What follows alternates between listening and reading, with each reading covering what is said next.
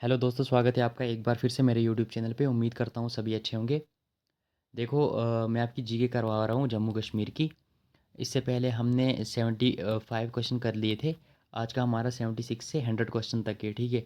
आज के इस वीडियो में 100 क्वेश्चन हो जाएंगे, उसके बाद मैं आपके स्टेटमेंट बेस्ड करवाऊँगा, ठीक है। इस वीडियो के बाद जो वीडियो आएगी वो स्टेटमेंट बेस्ड आएगी आपकी, ठीक है। तो देखते हैं हम क्वेश्चन नंबर 76। क्वेश्चन नंबर 76 है आपका, which river is the main source of water for Wular lake.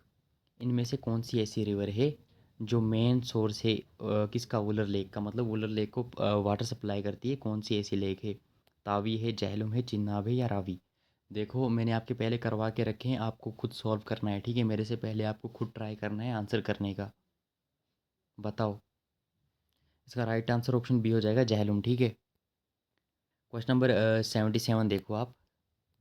Which tourist destination is famous for the Lidder river and is a major base for trekking. कौन सी टूरिस्ट डेस्टिनेशन है, famous है किसके लिए? Lidder river के लिए और ट्रैकिंग के लिए, ठीक है। ऑप्शन देखो आप। ऑप्शन ए है पहलगाम, बी है पत्नी टॉप, सी है दूध पत्री और डी है सनासर। बताओ। इसका राइट आंसर ऑप्शन ए हो जाएगा, पहलगाम, ठीक है। लिद्दर रिवर और ट्रैकिंग के लिए क्या है, फेमस है, ठीक है। उसके बाद क्वेश्चन नंबर 78 है, दूध पत्री is located in which district of Jammu and Kashmir. दूध पत्री जम्मू एंड कश्मीर की कौन सी डिस्ट्रिक्ट में पड़ता है? बुडगाम में, अनंतनाग में, बारामूला में या फिर किश्तवाड़ में? बताओ। दूध पत्री बडगाम में आएगा, ठीक है। ऑप्शन ए इसका राइट हो जाएगा।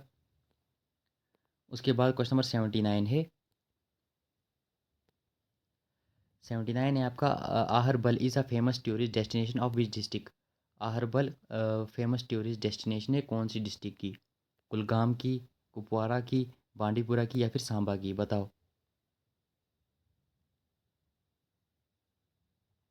इसका राइट आंसर ऑप्शन ए हो जाएगा, कुलगाम, ठीक है।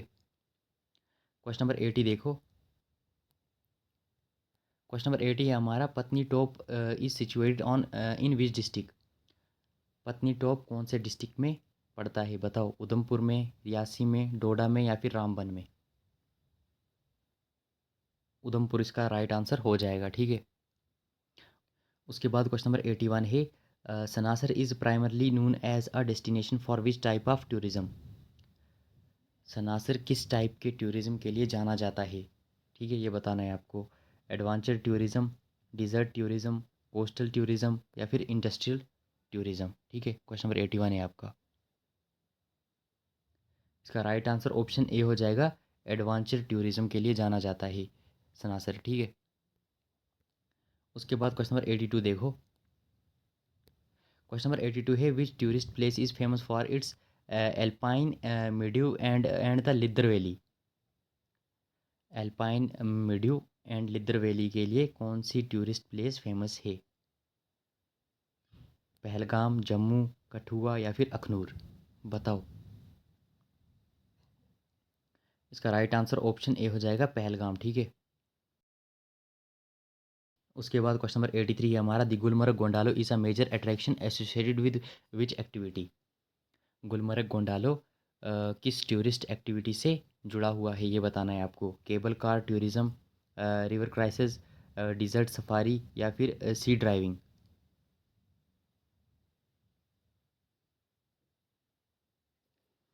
केबल कार टूरिज्म इसका राइट आंसर ऑप्शन ए हो जाएगा, ठीक है।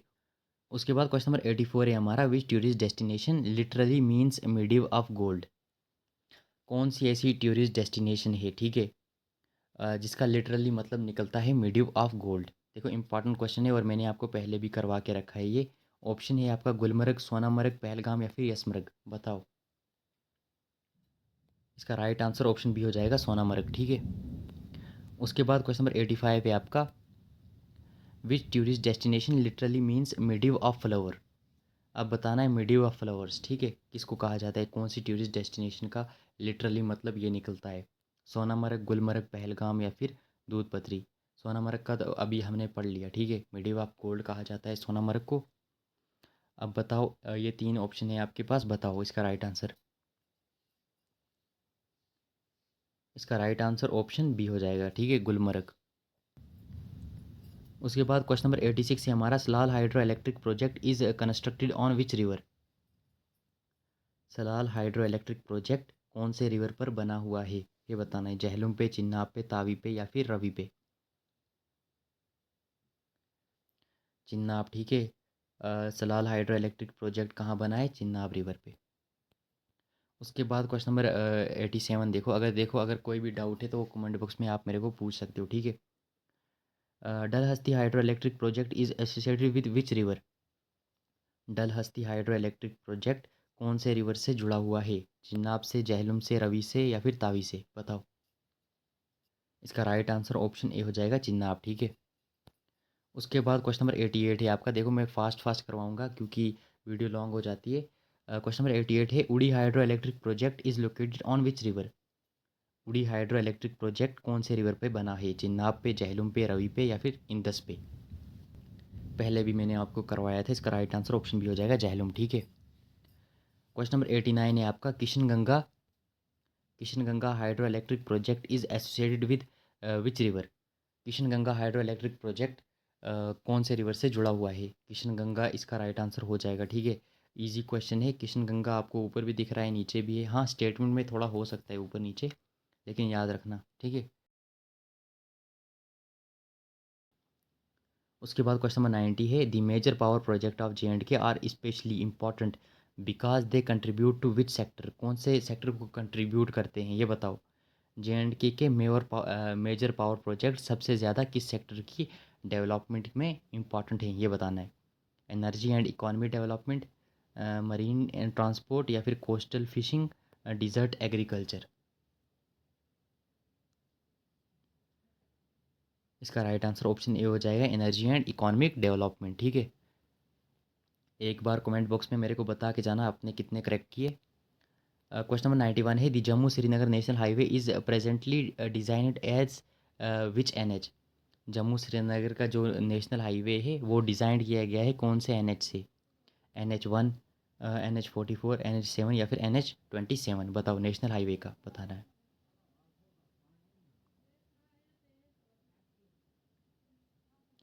NH44 इसका राइट आंसर हो जाएगा, ठीक है। क्वेश्चन नंबर 92 देखो, which tunnel connects Chenani and Nashri on the Jammu Srinagar highway. कौन सा टनल कनेक्ट करता है चेन्नई को और निश्री को जम्मू श्रीनगर हाईवे पर? जोहार tunnel, doctor Shyam Prasad Mukherjee tunnel, Z मोर टनल या फिर पीर पंजाल टनल, बताओ। देखो पहले भी मैंने ये करवा के रखा है आपको। इसका राइट आंसर ऑप्शन बी हो जाएगा, डॉक्टर श्याम प्रसाद मुखर्जी टनल, ठीक है। उसके बाद क्वेश्चन नंबर 93 देखो, विच railway tunnel is associated with the Banihal Qazigund railway section. Banihal Qazigund railway section किस रेलवे टनल से जुड़ा हुआ है? पीर पंजाल टनल, जोहार टनल, जेड मोर टनल या फिर Chennai tunnel, sorry चिन्नानी tunnel. Pir Panjal railway tunnel इसका राइट आंसर हो जाएगा, ऑप्शन ए, ठीक है। उसके बाद क्वेश्चन नंबर 94 देखो। क्वेश्चन नंबर 94 है, Sheikh ul Alam international airport is located in which city. Sheikh ul Alam international airport किस सिटी में है? जम्मू में, श्रीनगर में, लेह में या फिर अनंतनाग में। इसका राइट आंसर ऑप्शन बी हो जाएगा, श्रीनगर, ठीक है।